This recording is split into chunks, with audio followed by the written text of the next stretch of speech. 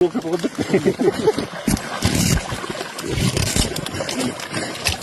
4.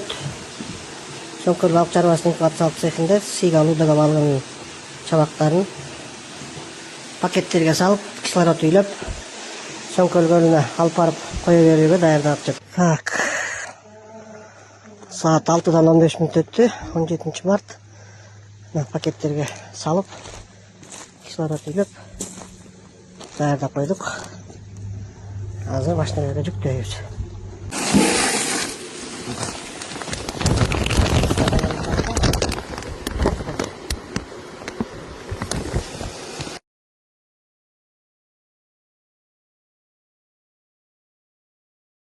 Шоңкөл көлүнө жеттик, аман-эсен Ичинкаларына. Аман-эсен келишти. Буюрса отход жок.